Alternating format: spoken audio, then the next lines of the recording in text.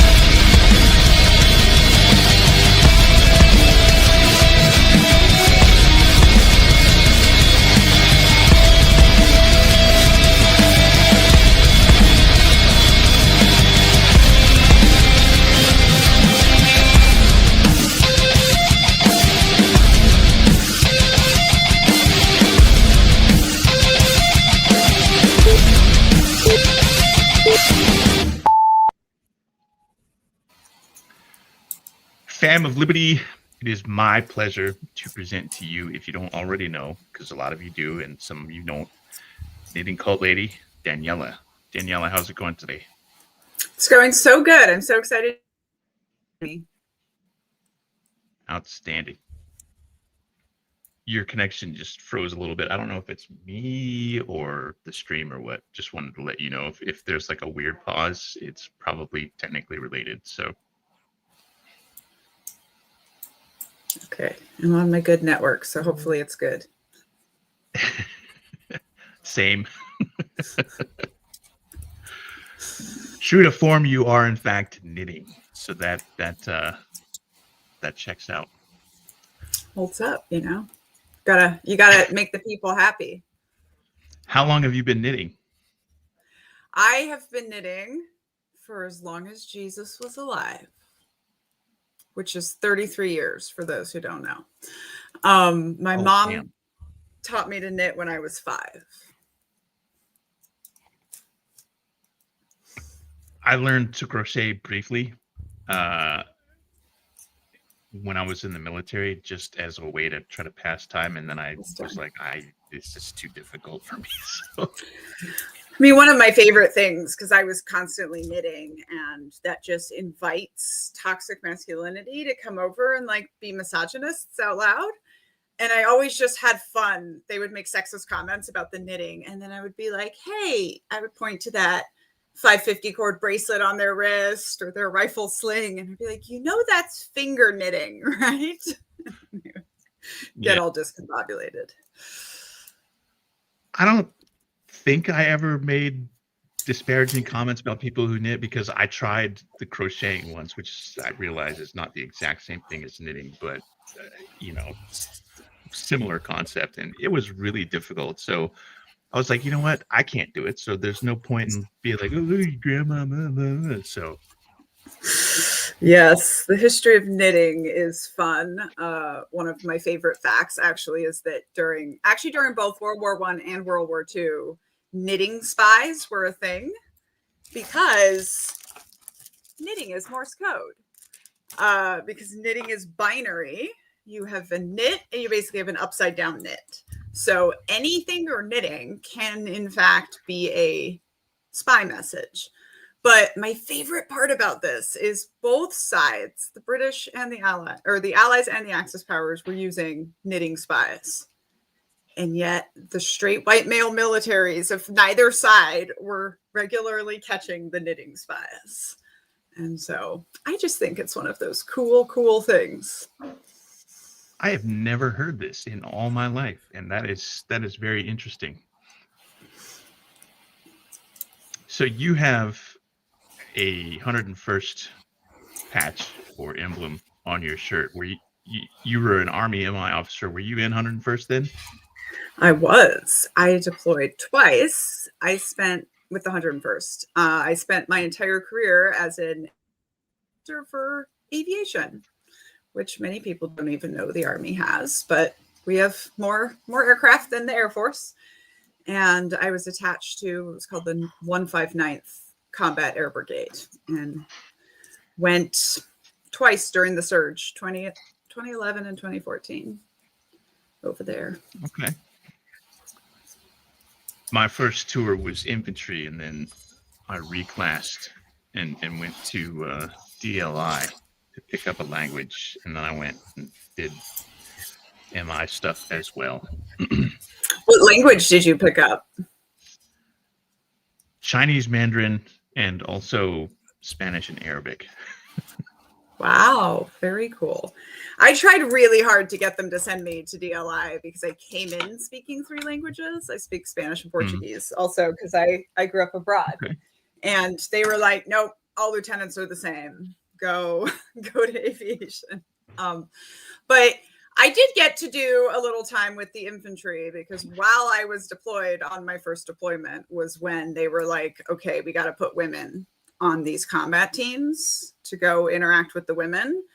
And so I was one of this group of 43 women that was called the female engagement teams that were sent out. And it was basically just, you're in the right place in the right time. You're being voluntold to go do this thing because you're one of the fast fit women.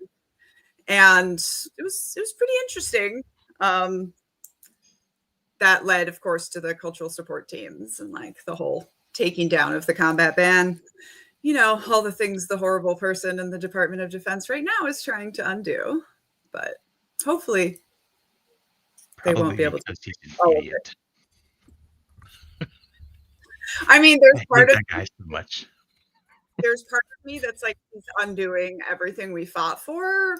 But then there's another part of me that's like, I guess I'm not upset that you're making Donald Trump's military like weaker. Yeah, it's a little bit of schadenfreude and a little bit of like, I don't even want to call it like a silver lining, but at the very least, it like,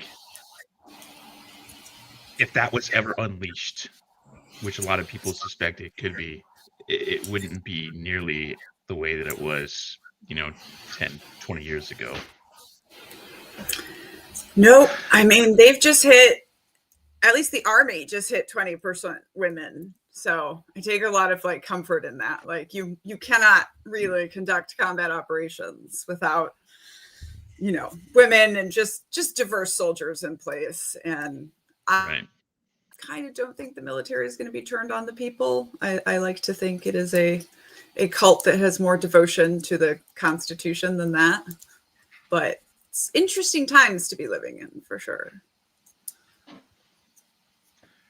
Speaking of cults, you grew up in a religious cult, right? Did I read that correctly? I did. I grew up in a rather famous religious cult called the Children of God. It's the one that Rose McGowan and Joaquin and River Phoenix grew up in. And yeah, 3 generations in, my grandfather's actually the money guy, still to this day.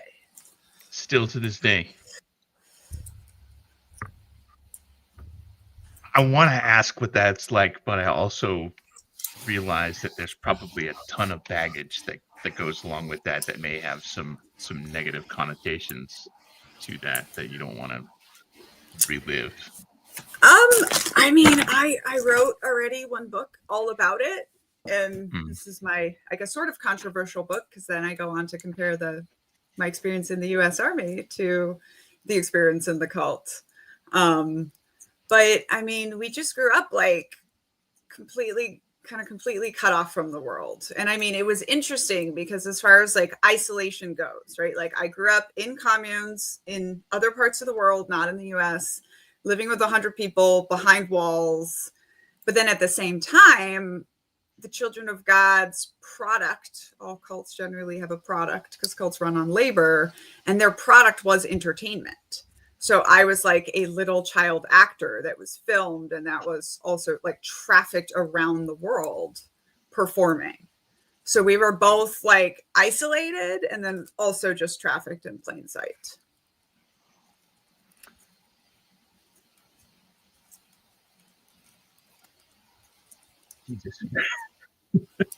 Kind of a downer. Yeah. So last night we had Monty Mader, who also grew up in a cult, and she's still to this day religious. What about you? I'm not, but I don't think I ever was. I have this t-shirt that says just a neurodivergent atheist born to religious extremists. And I was at 6 years old, I was doing the kind of the opposite of Pascal's wager, where I was like, nope, if this is God and this is love, I don't want any of this. So I just sort of walked away from it all when I was 15 and when I left the cult, like all religion. And I also I don't think I am this kind of spiritual person or this seeker who's like asking all these questions about what happens after life or where we came from. And what's interesting is I'm raising one of those people, but my husband and I are both very just kind of like logical and not very religious at all.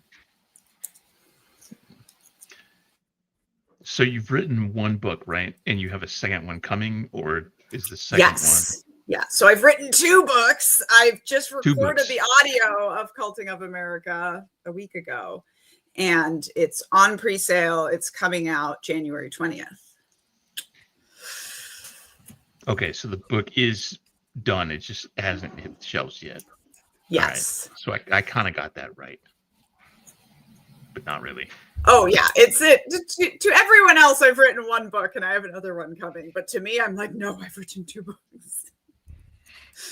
It's a lot of work.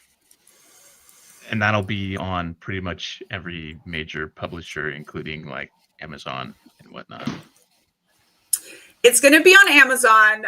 It is an indie published book this time. I did the big publisher the first time. I'm doing an indie veteran-owned publisher this time around. But we are getting some big reviews like Publishers Weekly and Kirkus. So we're hoping that, yes, it'll be available in most places. All right. Now, how long were you in the military for altogether? I was in the military for 6.5 years. I just like to point out that I have more military experience than the Secretary of Defense.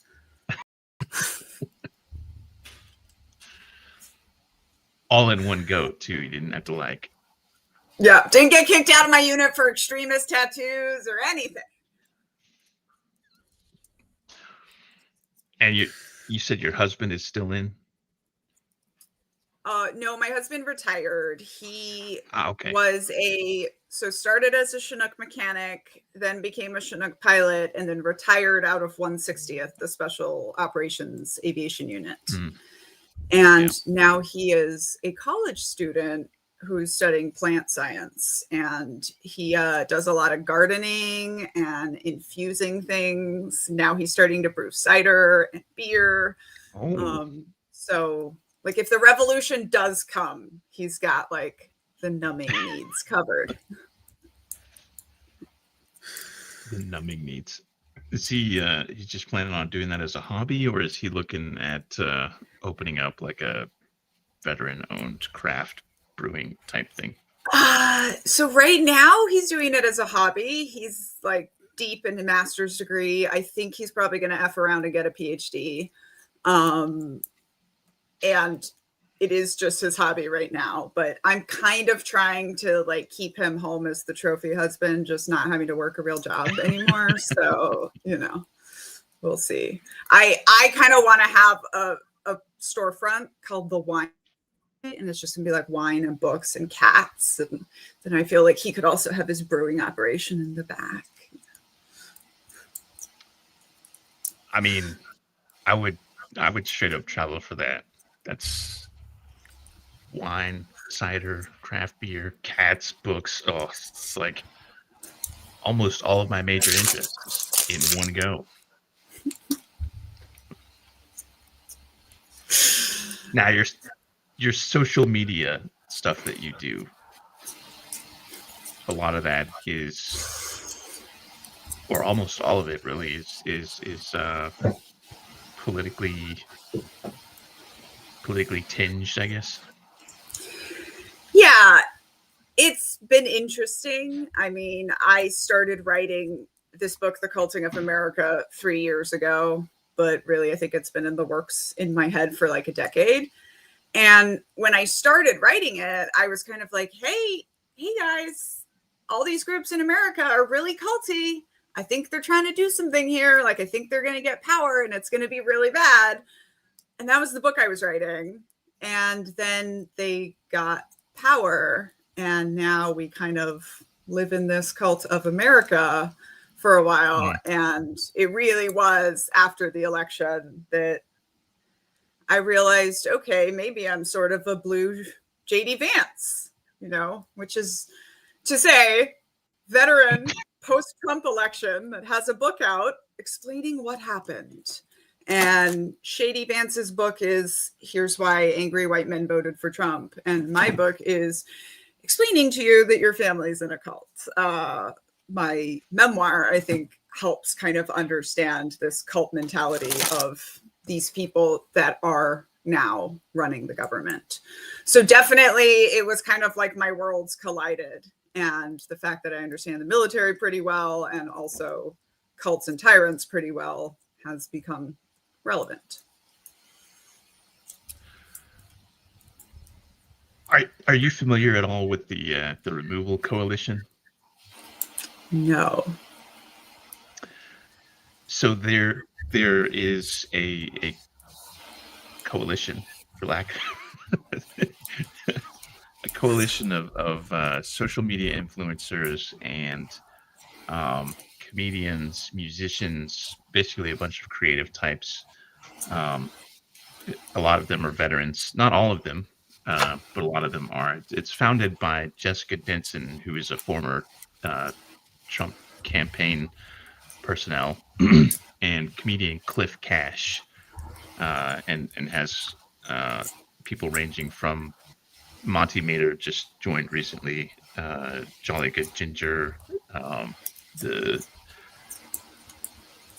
Closer to the Edge, Fear and Loathing people, some Occupy Democrats and things like that. All right. I feel like you would fit in very well with that. Yeah, it sounds like a good thing to be a part of. And, you know, I very much believe in this, like, making art in times of tyranny is part of a response to tyranny and like a really important thing to be doing. Not to mention the thing that tyrants are most afraid of is people laughing at them. And I think we just got to keep that going. I also sort of realized with all the language around tactical frivolity in these protests, which is, you know, for the listeners, showing up in big Halloween blow-up costumes because there's no way for them to make you look like a fierce enemy.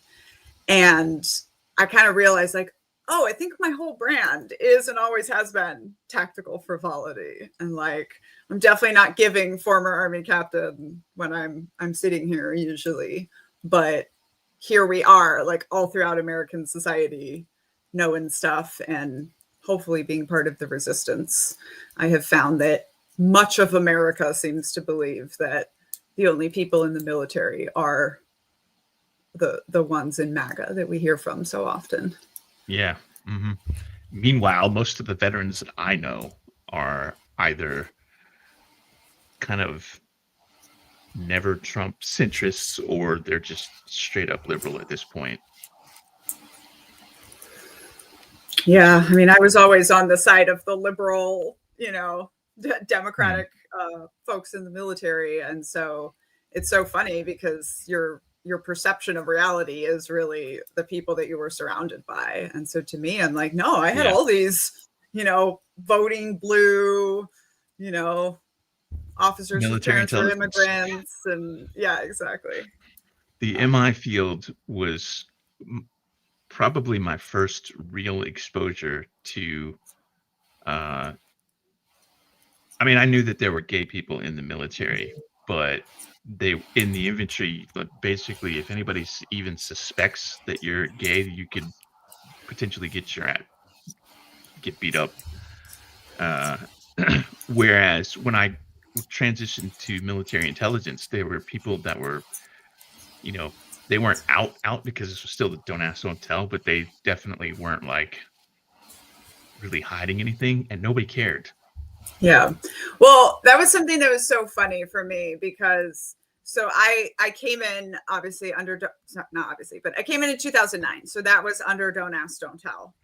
And then I was deployed in 2011 when they announced in May that Don't Ask, Don't Tell was going to be repealed in September. You know, I like to say part of our job as officers was literally to be like, don't tell me yet, you know, wait till September.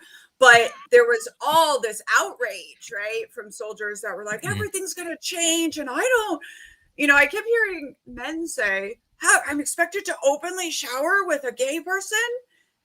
And I was like, as a woman, like I've been openly showering with gay women in the military for a long time. And I think it was always in the support branches, you know, like less of a thing, obviously, unless people wanted to pursue you. Yeah. It also is fascinating to me from an organizational psychology perspective. That's what my master's degree is in. That the military is actually always over-indexed for people in the LGBTQ spectrum. So it's estimated to be about 30% in the military. It's about 11% in regular society. Millennial women are showing 30% right now.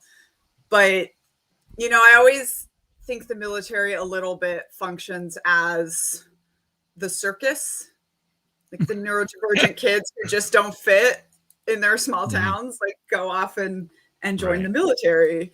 And I think we end up with a fascinating amount of diversity and interesting people throughout most of the military. Yeah. And they don't pay that much attention to it whilst they're in until really they're confronted with things that really challenge their perceptions, or even just show them things that they've never seen before.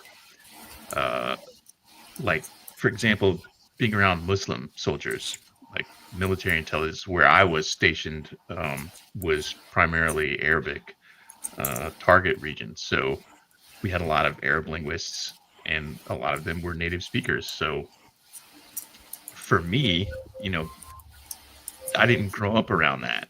And so learning a bunch of new things on the fly was something that I didn't really take it for granted per se, but it just kind of like was like, okay, this is cool, this is interesting. And then, well, I mean, it speaks to isolation versus exposure, right? And we know that isolation causes extremism. Like that's kind of what cults bank on, is the isolation.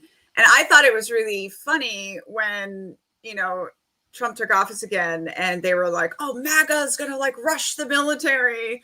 And part of me is like, let them, you know, like Army basic training is so much more likely to break the racism out of this dude than they are to break the military. And, you know, my husband is actually a really good example of dude from a small town. So he's from this town in Washington State called Linden, where it's illegal to dance in places that serve alcohol. It's like the town from Footloose. This is where Trump held his rally in, you know, when he was over on the Seattle side. So my husband's from this town, right? And he is now a liberal feminist Democrat. Meanwhile, his brother, who didn't join the Army and like goes, you know, Confederate flag tattoos, even though they're from Washington State. You know, and I always say it's just it speaks to the value of getting away from your isolated, like small circle when you're young and getting out and getting exposure to so many different people. Yeah. And people are like, oh, it's not a social experiment. Yes, it is. And not intentionally, but that just ends up being the way that it is. That's one of my favorite things, because every time I talk about changing the Army, people are like, the U.S. military is not your social experiment. And I'm like, actually,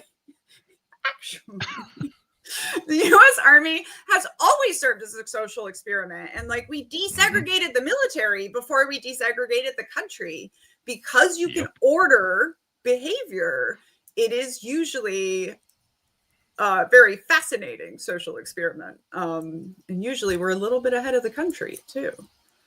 Yeah. Making or integrating gay people into like mainstream society and saying, you know what, they've always been here. Who cares? Let them Yes. do their job. And I was so proud of the military, you know, that I feel like turning over Don't Ask, Don't Tell, and a decade later, like folks were reporting like, no, it's fine. Like my colonel's out and married, you know, like the culture is fine, is getting better all the time. And I was so proud that last Trump administration, when he did the trans ban, that active duty service members kind of like roundly rejected that. And were like, no, this is not okay. This is not fair. Because that was in the military I served in. The military I served in was, if you're different, you don't fit here. Right. As everybody is literally different. No. I think too, though, that that's a thing that we are learning, you know? So in one of the things I say in Culting of America is like, we thought we walked away from cult leader authoritarian leadership, and then somehow across the world we've walked ourselves back into it. And I think what happened was an apocalypse, which was when the industrial age crashed into the information age, right? And nothing was left untouched. And in the information age, we believed that everyone being an exact same piece of a machine, a cog in the machine, makes it better, right? And I think what we're learning in the information age is actually everyone being different can create friction, and friction can create more energy, and that can take us further. And this was one of the things to be serving at a time where I'm being told to my face by men that I'm not capable of doing certain things, which I, of course, know that I am fully capable of doing. You know, here's my, I thought about putting this on. I should have when I remembered you were MI, but my German Armed Forces proficiency badge, my GAFB, you know. And I always say that one of the things we found out when we went into these patrol groups, which I think was an experiment intended to fail. I think that the generals and the dudes at the top sort of believe the pseudoscience that women cannot hack this. And I feel like the argument was always, are women good enough to be men? And that very much presupposes that men already know the best way to do combat. And I think what we found out when we got there, you know, I have this story in my book where the infantry dudes, we get to this village and like the infantry dudes all notice that the sand looks funny. Something which I would not have noticed in a million bazillion years. I noticed that there are no children. And together we discover like, oh yeah, let's not go over there. There's a bomb there. And I think, you know, one of the things we found out was, in fact, when both men and women are coming for you, it's a good idea to have that kind of perspective on your team. And it doesn't actually matter if you can carry a 250-pound man in his gear by yourself, because nobody's doing that anyway. Right. For one, we have stretchers. And for two, you know, there's always going to be lots of people around. So it's not like it's just one person. Exactly. For like 5 seconds. Well, it was just always such a funny argument to me also, because I'm like, nobody's asking the 5'2" dude on the infantry team if he can carry you, Big Sarge, out of combat, right? You just put different people in different jobs. Mm-hmm. And one of the lines that I am proudest of getting published in this book that had to be cleared by the Pentagon is, hey, Sarge, are you just mad that no man has been able to do a push-up with his penis and thereby prove me wrong? I was always like, this was my whole thing when I was in the Army. I was like, if you can prove that you can do a push-up with your penis, then I will admit that there's like a reason that women can't be in combat. Which is still silly because it's not like we do a lot of push-ups in combat, but right. I remember when I went through, I don't know if they still have this, but we had combat lifesaver class, which was this like 2-week thing where one person in each squad would basically go to like this medic course. It's not exactly first responder, but it would basically teach you more than basic first aid, but less than being like a combat medic. And I was paired with this other guy from my unit who was barely 5 feet tall and barely like 120 pounds, probably soaking wet. Meanwhile, I'm like almost a foot taller than him and definitely have at least 100 pounds on him. And there's a point where you have to do like, you have to take your pistol belt from your web gear, because we didn't have all that fancy stuff. We just literally had like suspenders and a pistol belt back in my day. And you had to like loop it under them and then pick them up and work them into being able to carry them over your shoulder. And I had no trouble with this, but this guy, he's like, I'm gonna fail because I can't lift you. So I'm like trying to push myself up and not be obvious about it because there's a guy rating us on this task. And I just look at him and I'm like, really, dude?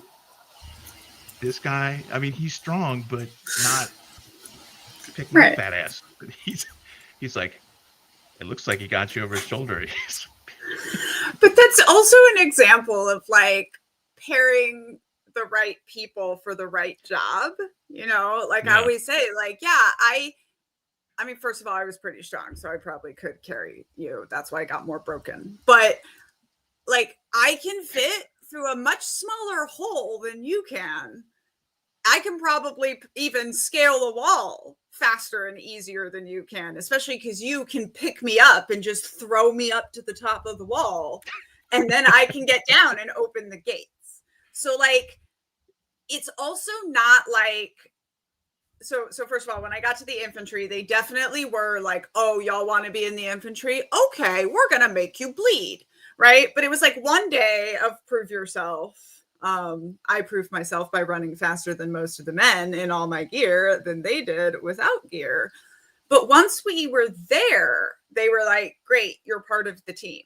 And they were very aware of the fact that we were untrained because we were women, that we had armor that didn't even necessarily protect us the way it protected men. And they weren't like, oh, you girls want to be here? Fine, go up front and prove that you're great soldiers, right? They put us at the right places in the mission for what we were doing. And specifically emphasized that like the fact that you're new can be a benefit here because these guys have seen all this stuff. Y'all are new. So like ask questions, bring in the new perspective.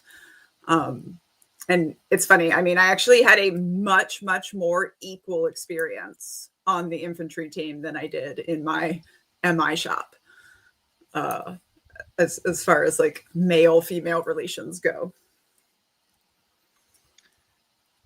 Yeah, I was not even in the military when they integrated infantry, but when I remember coming out of infantry and going into my first training assignment was integrated. So there were females in my class, and I was like,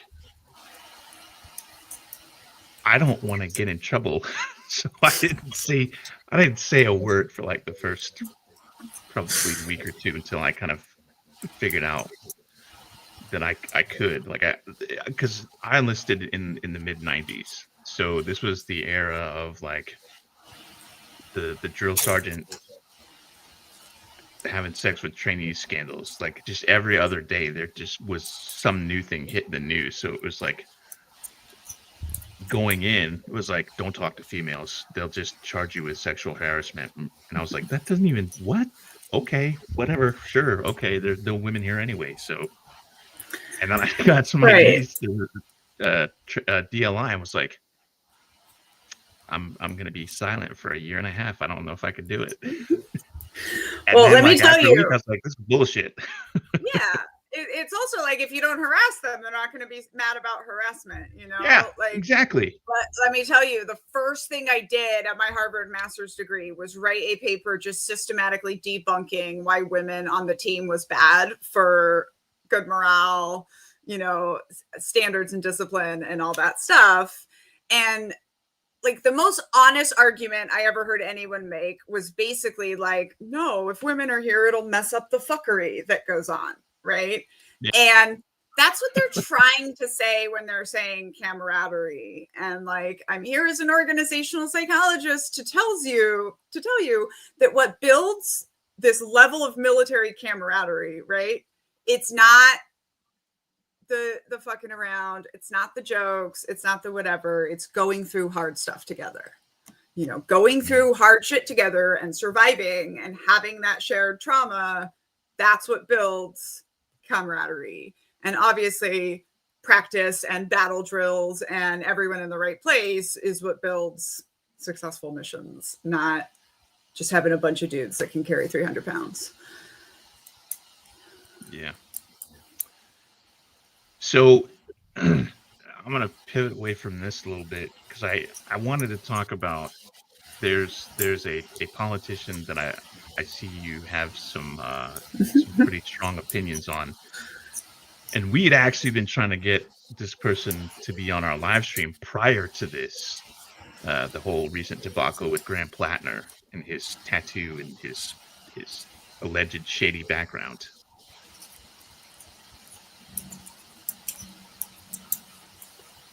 That's the question. Yeah. Yeah. You know, I didn't basically even know about this guy at all. And what happened was really interesting, because I was asked by a Black person, what do you think? I'm seeing a lot of white people defending this, you know? So I went and I looked it up, and I was like, you know, he says he was just young and dumb. And I was like, okay, that part I believe, right? Like, I'm married to someone who has a drunk tattoo from being 20 in Thailand. And also, it wasn't a racist thing, right? It was a random eagle. But I don't think that it's reasonable that you had something on your body for 18 years and nobody pointed it out to you, especially in a military culture. And the more and more it develops, seems like a lot of his attitudes kind of connect with that. But the most interesting thing was, I thought I made like a very just like, what's the excuse? Like, what's the reason he had it for 18 years? And then the response that I got was just so many white people coming to defend, and it's like, maybe he didn't know, maybe he didn't know, maybe he didn't know. And then immediately with the purity stuff, like, well, he's better than this person. And at the end of the day, my thing is like, look, if the Democrats can't get better candidates, like, can we please, there's so many people out there that didn't have questionable tattoos, that didn't have this kind of stuff. And I'm not someone to hold somebody's past against them. But if you just got a tattoo covered up, you probably have some more work to do, and you don't need a Senate seat right away. You probably need to like spend more time doing more work. And I think that is something that we see a lot with, especially white men and women, when we leave some of these toxic ideologies or cults or you know, high control Christian systems, but like still expect leadership or still expect to be centered afterward. And I think that can be dangerous. Yeah. I didn't buy the excuse that he had no idea what it was. Like, you can't be that blissfully unaware. Like, right. I get where like you're gonna get a tattoo because everybody's gonna do it. You're like, okay, we're all getting this design, and you're like, okay, cool. What is it? But like, right, you would even that you would go look it up later. And I also don't buy that a tattoo shop in Europe just had the totem cloth like on the wall.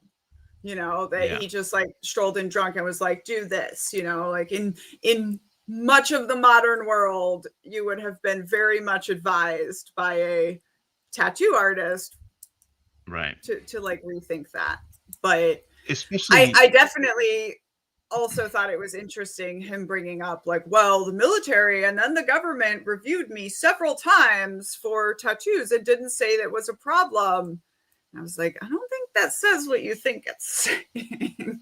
I just think right, yeah, that means we have enough people in our system that are just not taking that stuff seriously.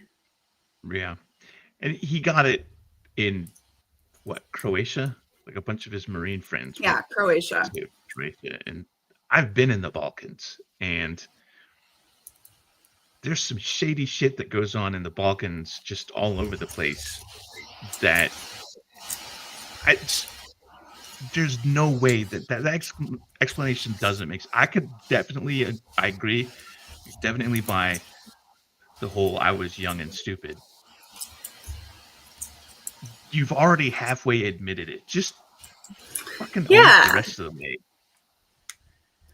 And that's the thing. And I think this leads to a larger cultural discussion of people being like even going back to the thing like, oh, don't talk to the women. You're gonna do one thing wrong and then they're gonna smash down on you. And it's like, that's not usually true. If you are trying to get better and you do something harmful and then you're told about that and you listen and you learn and you make amends, like I've been doing a public anti-racism deconstructing whiteness journey for 5 years. And like every 5 months I go like white lady and all over the place, embarrassingly. And I learn, I get called in and I learn and I do better, you know? I just said peanut gallery the other day and I didn't know that phrase had like a racist background. And then I was told about it and I was like, okay, I'm going to take that down so it stops offending people. I'm going to do better. And I'm also going to tell other white people this to make sure that people know. And I think like that's the answer to, yes, you can do effed up stuff in the past, but then when you know, actually do better and actually acknowledge that it was harmful. Yeah. I think one of my oh shit moments was in the mid 90s again, learning that the phrase or the term gypped referred to gypsies, and whilst a lot of Americans just have no idea what that means, to people from like a UK background like me or the European background understand what that is. And I was like, oh, that makes sense now. And I was like, I gotta break myself from using that particular phrase. But other people, they're like, who cares? Gypsies, what is that? What does that even mean? Does that mean they have like torn pants? What is that? It's like, there's so much.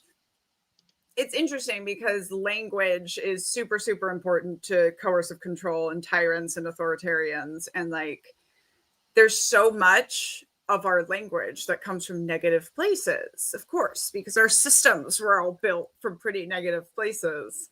And it's interesting to me that people will act like it's all just word games. And it's like, it's not. It's, really important and affects pretty much everything. The language that we use. So, for example, in this book, talking about what is often called black and white thinking, we don't use that terminology. We use binary thinking. We use nuanced thinking instead of gray, just because like, hey, we don't need to perpetuate these, black is bad, white is good stereotypes just because it's a part of our language. Like humans are able to change language and evolve things. Yeah. I actually worked really hard to get the term guys out of my vocabulary after I left. It's like, I'm so tired of being erased in the room. And it, you know what? Don't make that face. Like it took me 3 years. And now my child, who's 9.5, is like bringing it back in from outside. And it's really interesting to watch all that stuff.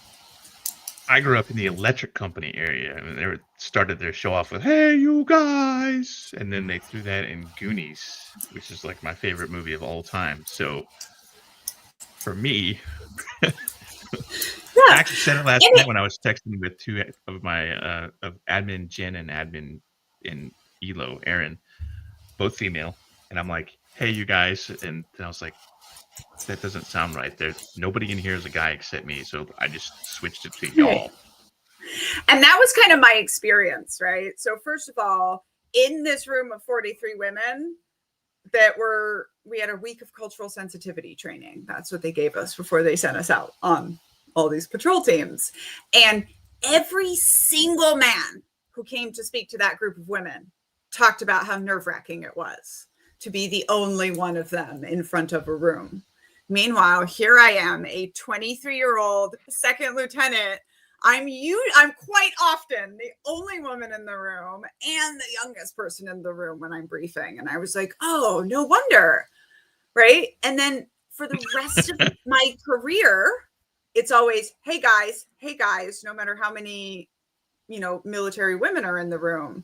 But if it is a female majority crowd and there's one man in the room, they would go out of their way to be like, oh, ladies and gentlemen, sir, like, we wouldn't want you to think that we thought you were a lady, So I actually did a talk once it was two military spouses, but there was a dude who looked very similar to you, Paul, sitting right up in the front.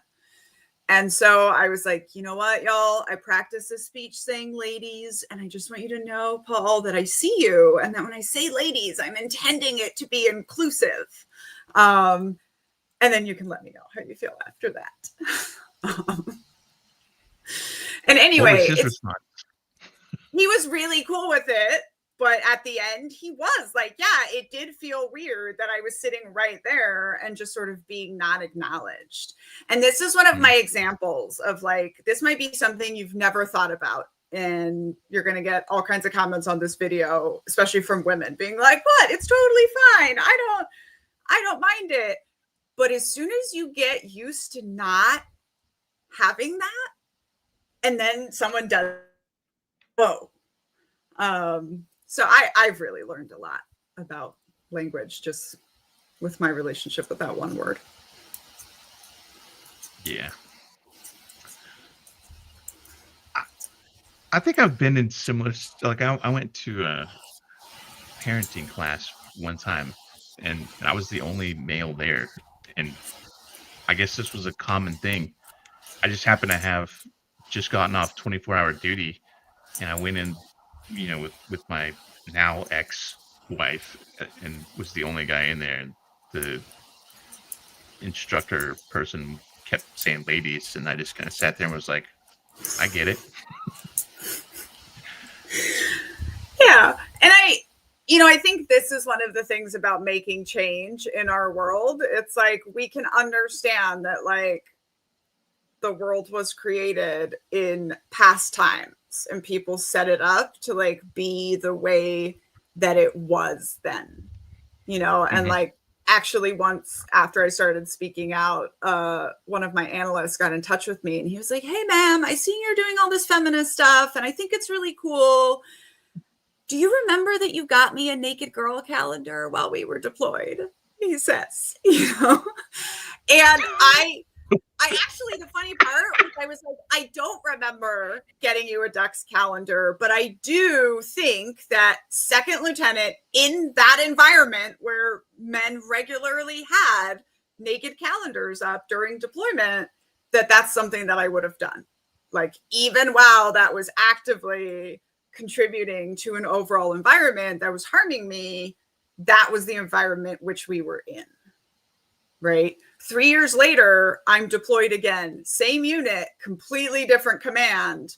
And like, nobody would have dared to put up one of those kinds of calendars, like at their desk or in a public space. So yeah, very interesting. And like personal example of a time of being like, yeah, back then I was doing that because I didn't know any better and I wanted to fit in. And like, now that sounds crazy. I think the distinguishing point there was putting it up in public. Like I would definitely not. No. Would I have one? Yes, I do. I thought it was really funny because porn was outlawed on deployment. Oh Which yeah. of course, like, right, the men would just like hand the hard drives to each other. Meanwhile, women porn, otherwise known as romance novels, was on every freaking shelf. I don't know why when people think donate books to soldiers, they think romance novels, but I had a lot of fun teaching soldiers that, like, oh yeah, like it within 7 seconds we can find a good scene here in this book. Oh yeah. That you think nothing of and just like walk by every day. I've read some Nora Roberts and who's the really really big one back in like the 80s and 90s. I had Danielle Steele. Yeah, I had a bunch. And now I've got a tablet, so it's like I could have a billion books on this tablet instead of walking around with a suitcase. It changed my life when e-readers came out because, by the way, I was in the middle of reading Harry Potter for the first time because I had not been allowed to do so as a child. And there was just like, oh, there's a whole generation of us.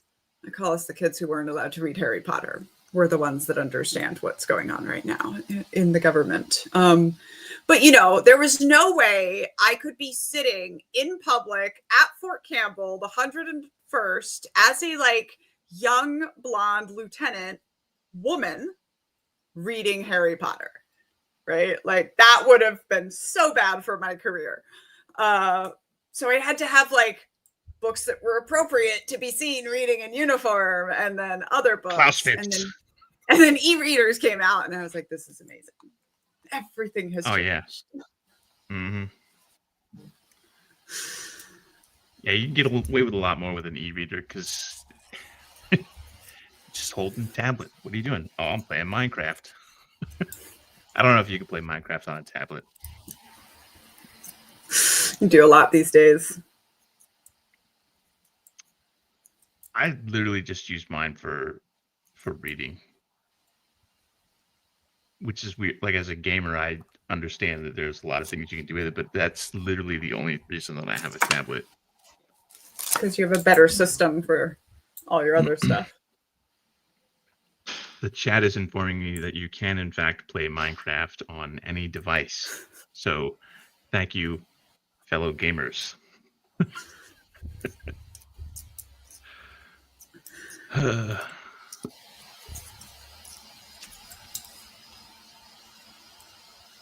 All right. So, I do want to continue the conversation about the Removal Coalition, but that's something that I'll have to do kind of offline once we stop streaming, so that I can try to get you formally invited. We're having they're doing a giant protest in Washington, D.C. Thursday, November 20th through Saturday, November 22nd, capping it all off with a concert by Dropkick Murphys. I'm not sure what kind of music you're into, but well, I live just outside DC, and I am actively deconstructing Swiftianity, so I'm currently into all the music. Swifties. That took me a second. Yeah, and I can actually definitely be at that. By the way, I am also planning a giant protest in DC. It's going to be March 8th. I'm planning an angry knit-in on International Women's Day. And I'm going to try to put 100,000 people on the mall knitting and crafting and being angry at fascism. We're going to be fiber artists fighting oppression. FAFO. I see what you did there. I like that. I definitely want to help promote that. Yeah. And also the frog theme, right? You know how with the tactical frivolity, we have this frog costume, which is great. because the white supremacists had taken Pepe the Frog and turned it into a symbol. So we're kind of taking it back, which I also feel like a bunch of us veterans are doing with the flag. So in fiber arts, to frog something, the verb to frog something is to pull out your mistake so that you can then fix it. So I have all these plans about like, let's frog democracy, you know, like there's a lot we can do with it. But also I have these knitting needle swords that I am making for my next book launch. And I'm hoping we're going to like get some sponsors and hand out like thousands of these. And I just want a news story about how Donald Trump is afraid of a lady with knitting needle swords. I mean, it was what, 150 years ago that women in Britain were using their hat pins. Not just Britain, here in the United States. Were using their hat pins to stab men who were overly handsy in public. Every time I'm watching a gladiator movie and they do one of these moves and like men are just like, yeah, I'm just thinking knitting needles. And like, I mean, and like crochet hooks, you put this in someone that needs surgery to get out and it's sharp. So like knitting and revolution, you know, the same slip knots we use for crochet and knitting are used for handcuffs. Like it's all right there. I mean, so I've been studying the Roman Empire a lot, and primarily the Roman army, less the empire, more the army. And one of the reasons why they were effective is their gladius. They literally just jabbed. There's none of this swinging. They literally just pull their shield, stick it out a little bit, and pull it back in. And you only needed about 1.5 to 2 inches of penetration with that sword to lethally destroy someone's life. So I can imagine that, you know, knitting needles going in 2 to 3 inches is enough to absolutely ruin someone's day. Yeah. Plus they're not like when somebody sees you knitting, they're not thinking like, oh, I best be on my guard so she doesn't like get me. You know, like they're just like, oh, what's that lady going to do? And like underestimate us at your own peril. Right. I mean, where you've got, you know, ICE agents and other law enforcement that are afraid of people who are holding squirt guns, brightly colored squirt guns. Oh, there could have been bleach in that. He could have put my eyes out. And, you know, they're just lighting people up. So. But this is what I say. I'm like, I am willing to get arrested and go to the Supreme Court just to get it in the history books that Donald Trump has such like little dick energy that he's afraid of a woman with knitting needle swords. I will take that one for the team. I feel like there would probably be tons of lawyers who would absolutely pro bono that just so they could have, definitely need a bunch of them are going to be out there knitting with us. So, you know, and like AOC's knitting in public. We're going to get Jasmine Crockett on board just because she's awesome, but also Kamala Harris crochets and Michelle Obama knits. So I am like setting my sights very, very high here. And one of the things that I'm trying to do is actually to just like call out all of the middle-aged white ladies who make up a lot of my audience who are like, I don't know what to do right now. And I'm like, we know how to organize. White ladies, like we can tap into our best little MLM souls and like turn out numbers and get people out. And while there needs to be more than just like parades and protests, like it's important when the middle-aged white ladies get mad because we vote. We tend to have disposable income and there's a huge amount of us. Yeah. I mean, the whole stereotype of the Karen Right. is this is one of my why we speak to the things, right? manager. It's like Karens against ICE, right? So like when I was down at the veteran protests, these cops on a bike were harassing. I got in this cop's face and said to him that I have more military experience in one of my ovaries than he has in his entire shrivelly little man body.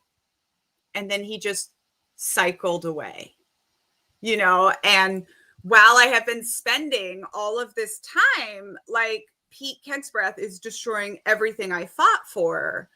Well, one of the concepts that was weaponized against women in the military for so long is America's not ready to see dead white mamas, right? And women. And the thing about like understanding white supremacy in this way is you can call their bluff. So one of my things, like when the revolution comes, right? I'm gonna have a brigade of Britneys. We're gonna have 4,000 white ladies, and we're gonna wear bad blonde wigs and big pregnant beach bellies. And our military maneuvers and be called just the tip.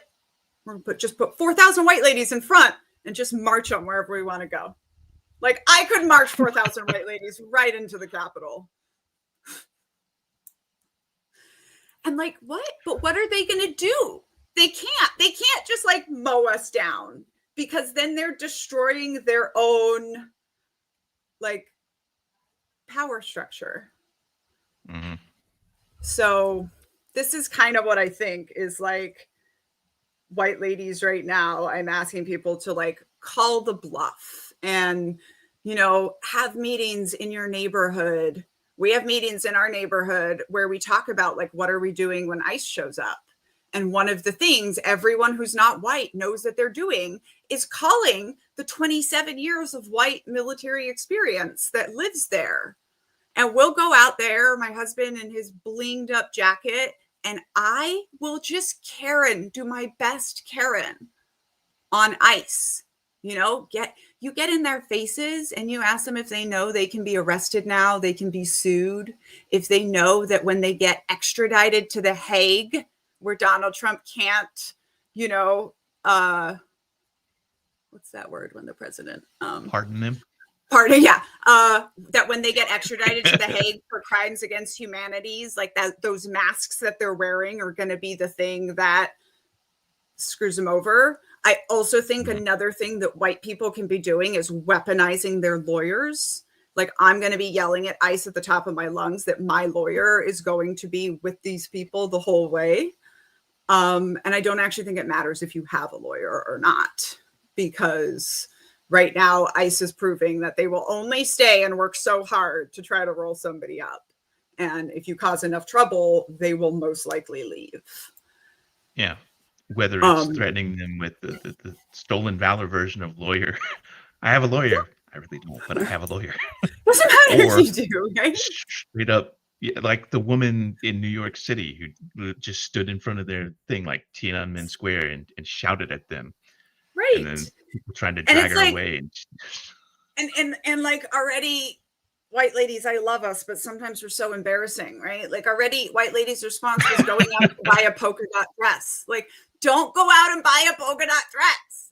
Ask yourself, you know, this is one of the things I want to do at the Knit-In is have us make these circles where we put the most marginalized people in the center and we assess the community and we surround the targeted people like with our bodies and what, right? Like when things are good, the cisgendered white men and women who are straight presenting and not the ones MAGA are coming for, like we can be facing in the circle and interacting with our community. But when harm comes, we can be facing out with our knitting needle swords saying like, come for us. And I really think we're going through this whole shift in American society right now where like patriarchy, fascism, all of it depends on hierarchy. And what we need to do is get out of the line and make a circle. And this is, everyone says that like people think that because patriarchy centers men or puts men at the top, that matriarchy puts women in the top. But actually, matriarchy is a circle with children and marginalized people who need protection in the center of the circle. And like everybody in a circle able to assess the community and the community needs. I feel like your people are they're getting jazzed up in the comments. Oh yeah. I mean, all you had to do was say that one of two things: either you were going to be in DC 20th through the 22nd, or the knit-in thing probably did it more than anything else. Yeah, and just I don't know. As part of my job, I have interviewed and talked to so many experts on and anything that touches what's going on right now. And there's literally only one piece of advice that everyone has: get involved locally and build community. I think part of why we are where we're at in America is because we have lost community. And like it really, really is going to involve getting involved in community, in person, going outside of your house. Millennials, unfortunately, we do not score well on civic engagement, and we got to start going out and getting involved. And I think for a lot of us, it's just about like learning what that even looks like, going to these marches, people, and scanning the things, interacting with the organizations that set up booths so that you know what your community needs. Mm-hmm. That's a good point. Community and community building, whether it's a lost art or just something that people have allowed to be destroyed, whatever the case may be, having that community is becoming more and more important, especially when you can, I don't want to say mobilize would be a better word. Mobilize your community. And also like, so of all the dictatorships we talk about, I don't think we spend enough time talking about the most similar one, which is the military dictatorship in Brazil. And one of the reasons is because it's also a continent-sized country, that has a huge amount of people that is hugely spread out.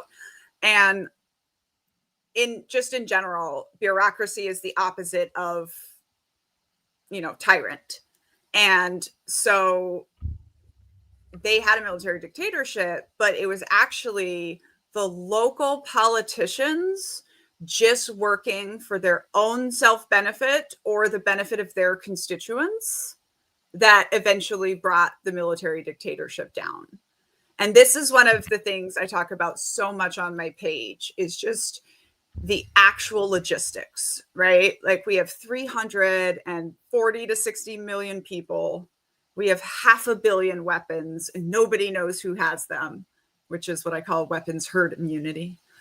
And we are just, at the end of the day, it's like our stereotype in the rest of the world is that Americans are loud assholes with guns. But like, that's also what's saving us right now, is that we're loud assholes with guns. And, I told people this before the last No Kings protests. Like, there's literally nothing that our federal government can do against 10 million Americans all over the country rolling out at once. This country is impossible to control by force, which unfortunately means there's no point at which it is too late for us to kind of pick up our weapons and go to war against our tyrannical government. It's just a matter of how peaceful that pushback is going to be. My question though is, where are all those people who said, "Oh, I need 70 guns under my bed so that I can government"? Where are you? Right. It's here. Right. Yeah. Right now, today. And yesterday. That's the problem with brainwashing for sure. But I did some math, and it would take about 66 years to disarm America, even if we were all standing in a line. And it would also like build a mountain, like an actual mountain of weapon, like for better or for worse, we are not disarming America at this point. Like, we are assholes who love guns. That's a part of our culture. And we are going to have to, it leads to terrible things like school shootings. It leads to what has always supposedly been about in America, that nobody can really come for us. And there needs to be a discussion of that in a good balance, I think. You know, like we're not going to stop school shootings by getting rid of the guns. It's not a gun problem, because women in America have just as much access to guns as men do, right? It is a culture problem. And when we deal with the culture and like why we're raising so many school shooters, we'll be able to address that. But it's not going to be like we're, the ship has sailed on gun control. And I think anyone who fought overseas, who knows the weapons caches that we were finding with stuff from 100 years ago, can like understand that there's no way that we're ever going to have knowledge of all the weapons in America, which I believe is an incredible safety to us, because you can't really make a military plan to come against America without also just having to assume that every American house is incredibly armed. I remember finding black powder rifles in Afghanistan from like 1870. Yeah. Right. When you said that, I was like, yeah. I remember finding World War II shit. And then I was like, wait a minute. And people love to be like, oh, but drones. You know what can take down a drone? Like, you know, a stiff breeze in a tree. Yes. Or a black powder rifle from night. You know, like we had drones. And this is another thing we don't talk about enough. And this is why I love these organizations of veterans starting to speak out. Because another reality that we have in America is 18 million veterans. The active duty military is so aware that we have so much more combat experience outside the military than inside. And even though you served at a different time than me, right? Our experience is exactly how to beat the American military with low-tech tactics. That's what we all know how to do. And so I kind of feel like just by existing in America and being loud, angry veterans, we are like keeping a check on the tyrant, but also on the military.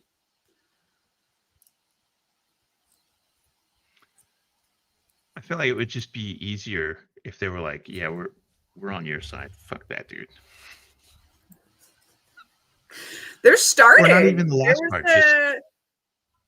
The first state just refused to send, not the governor, but like the actual National Guard was like, no, we're not going. I think it was South Carolina, maybe.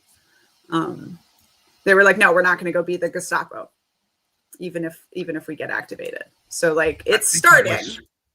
I think that was Portland or Oregon, not Portland, Oregon. There was another Oregon one that Guard. I just saw. That very well could be. And then in California, Newsom activated them to go to food banks, and it was. Yes. Did you see the videos of them at food banks? They're like motivated. They're happy to be there. Versus because they're not out videos of them in like DC. Yeah, exactly. But I just have to say, when I saw that photo, right? Because I heard, I have this great human network of 500,000 people that tells me everything. So I heard like, oh, there was these photos of them picking up trash, right? So I was expecting to see just like, oh, they were told like, if you come across trash, pick it up. And then I saw that it was an entire police call line with vests. And I was like, oh, some captain was just having fun with this. They were like, okay, you want us to clean up DC? Okay, we're going to give you a photo shoot that's going to make America angry. I feel like that was 100% intentional and very, very, and the malicious compliance there. Watching people check this dude's power right now is better than nudie calendars.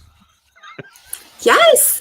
And And it is significant, right? So this is one of the things I keep saying is there's too many people talking about the similarities to other regimes and not talking about the differences, right? Like it's really important to know what happened in Germany, but Germany is smaller than Texas, and those are the most rule-abiding citizens in the world, you know, and that's also important. And the pushback is significant, right? Hitler was not getting this kind of pushback.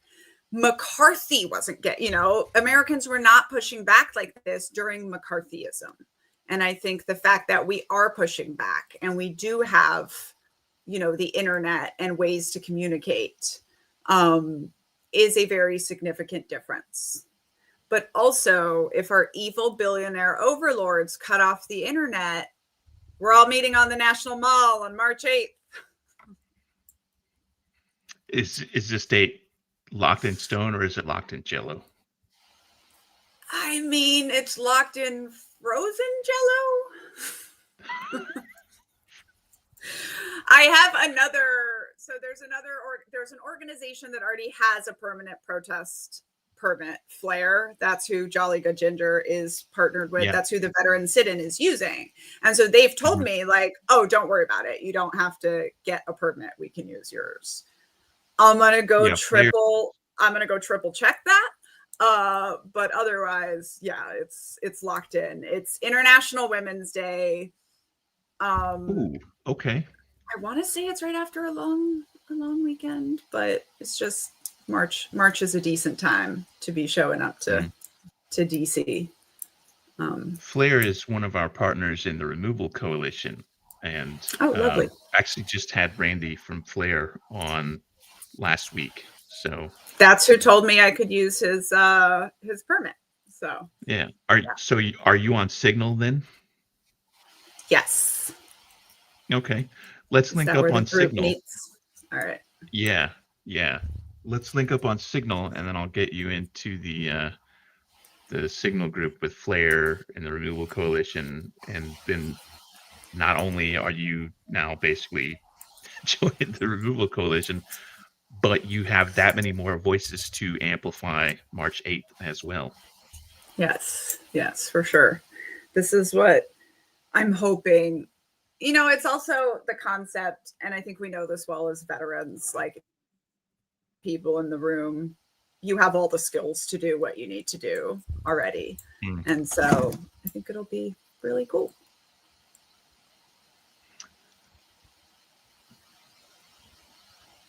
I'm still at work. I had a work chat thing pop up real fast. They're like, did you know about? I was like, shh, don't tell anyone. Like, don't tell anyone, but also I'm live streaming. I think there's only one person at where I work who actually knows about Sons of Liberty, only because they're down with the whole vibe. Everybody else, I don't say shit to. So it's so funny how the internet has like changed things these days, because I absolutely get it. And I'm like, there's most of my people in my regular life do not understand that I'm kind of like internet famous. And also, it's been really great for me because most of the people in my regular life don't want to hear me talk about cults and tyrants for 12 hours every day. But the internet does. So it works out. Yeah. I was at a band competition for my daughter, and this past week, minding my own business, happened to be wearing my DD214 shirt. And somebody came up to me and was like, Sons of Liberty, are you Big Sarge? I was like, I'm out in the middle of BFE. Oh. Part of me was stunned, and the other part of me was like, where's my knife? This is cool. Yeah, this has been happening to me pretty much every time I leave the house now. Turns out that rainbow hair was kind of brilliant as far as recognizability goes. You know, you are huge and you have a beard, so recognizability covered. But at the No King's Day protest, I just had a pocket full of this sticker of mine just to hand out to people. But I'm telling you, like 20 people came up to me, and 2 of them were these like 50-year-old white ladies who were like, hey, just wanted to let you know that we'll open our houses for the knit-in for people to stay, like, and we'll help you organize. And it's great, you know, like, even if we put a group of angry veterans on the mall, people are not going to open their houses to us for us to stay. But like crafters, nobody's afraid of knitting folk. Which is weird because you're the ones that have the knitting needles. We're the ones that are really good with these death devices, but you know, yeah. I'm just saying, it's going to be fun. It's going to be fun. Ooh, that's a good question. Somebody's got a question in the audience. I want to pop it up on the screen there. The grief that comes from detaching from the cult experience. Yeah. And by the way, I'm going to say, if you're a veteran, this applies to you too. You know, this is where I say that cults do some things right, and at least that feel right. And those things are community, mission, and purpose. And I think when we get out of cults, our meters for community and mission and purpose are like jacked up so high. You know, I talk about even this in Culting of America, where like we see this with veterans, unfortunately, that once you've been like brainwashed into being willing to die for an idea, it's easy to transfer that to another idea or another thing. You know, it's one of the reasons why veterans can lead good protests, because like we know how to do this kind of stuff. And I think that you leave and you lose that. And there's this definite grief for like that community. You know, when we're speaking about the military, we usually call it camaraderie. But it is that like just that easy acceptance into a community that accepts you just the way you are, but only if you're perfect. It at least tells you that they accept you. And I think that that is really sad on the outside. And I think that having the certainty that you have this mission and it is worth devoting your life to is something that people really miss when they get out. And then there's the grief of losing people, you know, losing people in the community, and either won't talk to you because you left, or just like in the military, they get moved somewhere else and you kind of lose them out of your life. And there's a lot of grief that comes with that as well. How I responded, my grief was one of the last things that I got to, both grief and anger, in my healing process. And one of the ways I deal with it is writing. One of the ways I deal with it is making art. But there's also just what I just call living with it after the cult experience. And that's going to be the last song in my musical too. It's just, we're just all here living with it. Oh yeah, I'm writing a musical. I believe it. It's called Cult Baby, the Musical, veterans included.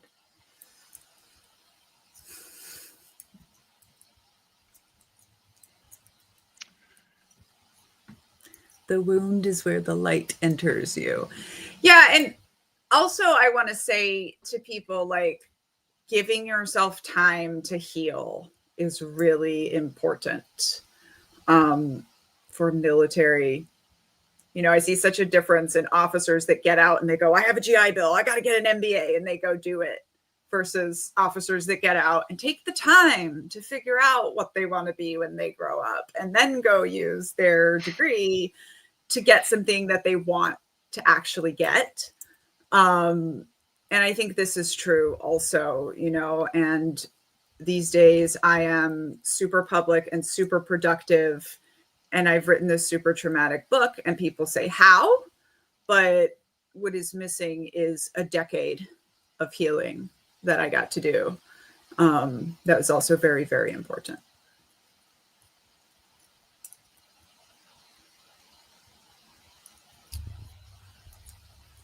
I was not an officer, so I don't know how you get out of the military. I'm presuming it's the same as enlisted. We had at the time it was called ACAP, Army Career Analysis Program, and it was garbage. Like if you really paid attention to it and made that your entire focus, you could get out and have a, by the time you get out, you basically have, I'm going to take my terminal leave. And then when that's over, I'm starting work at Fortune 500 company, whatever. But a lot of people don't have that same drive, and that they're basically told, okay, here's your place to go to this appointment, do the things, bye.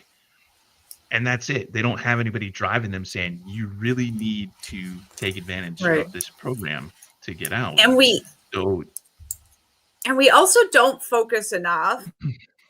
Like, we act like if you get out of the military and get a job and you're able to successfully hold it for a year, you're good.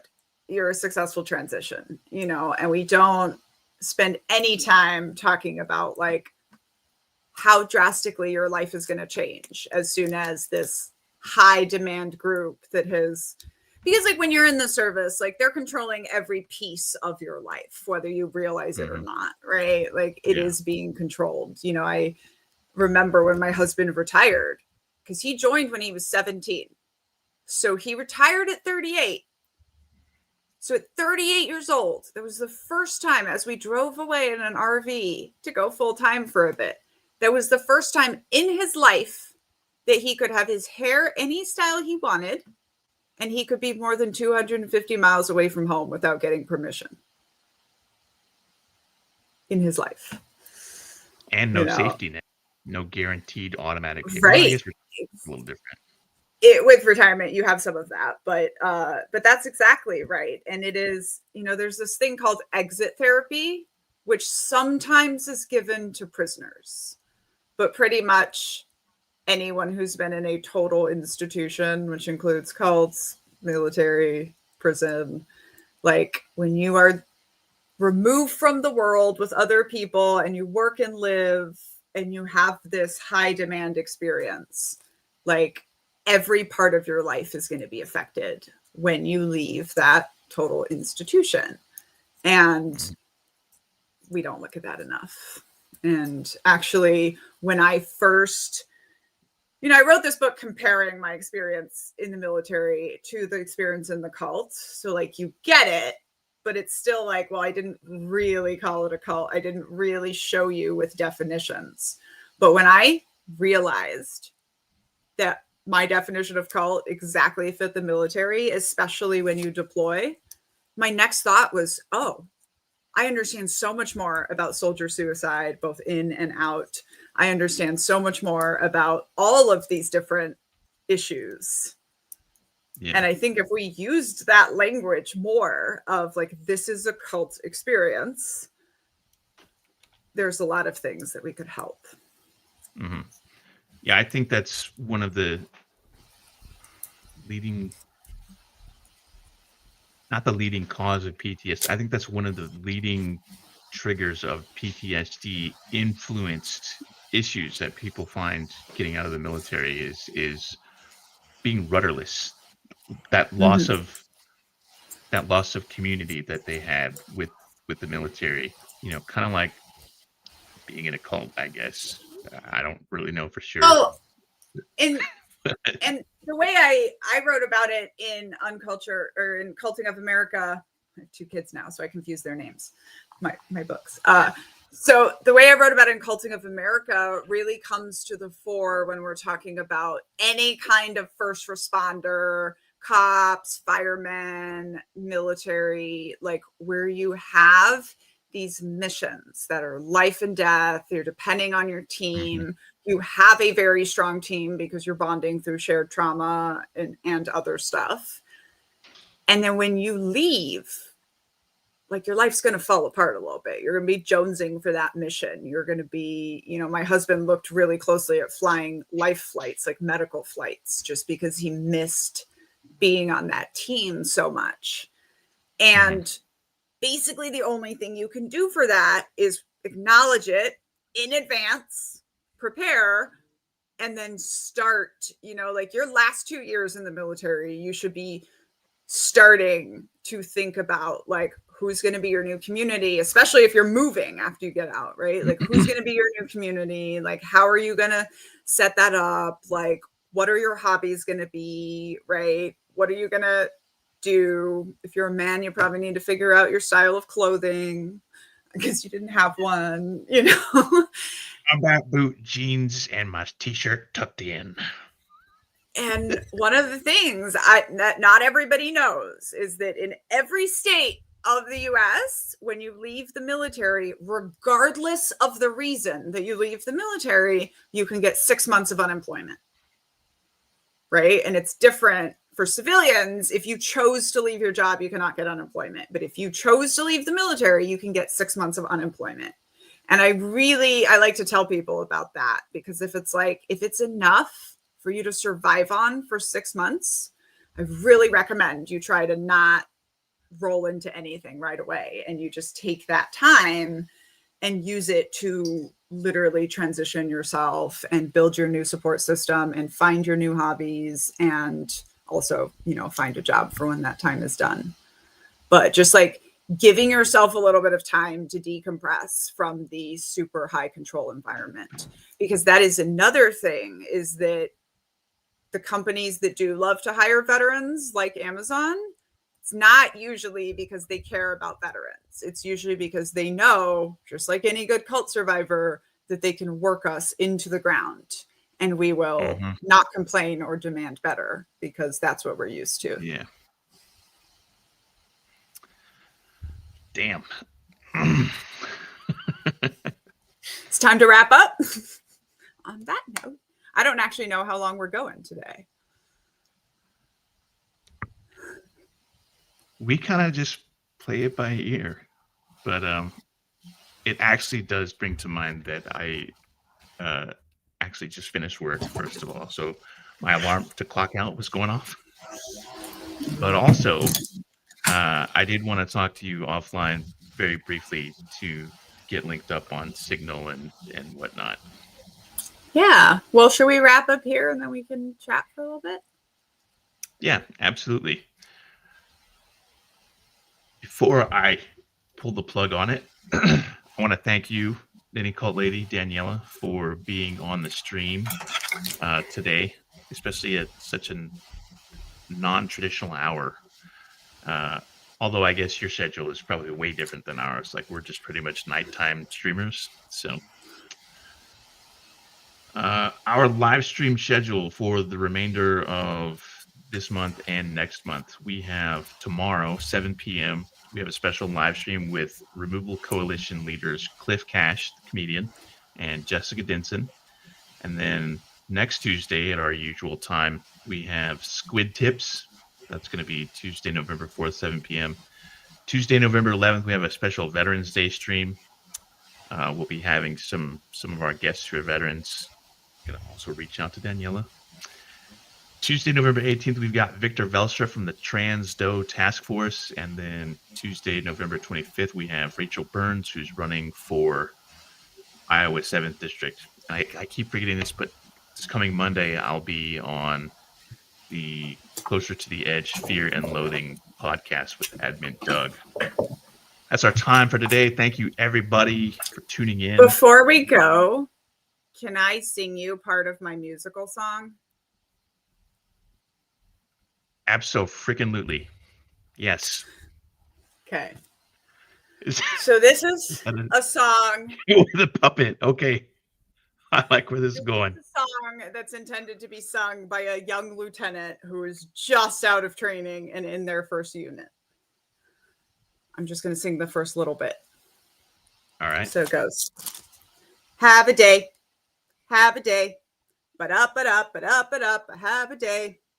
Wake up at 4, shower in 10. Shine your boots and brief your men.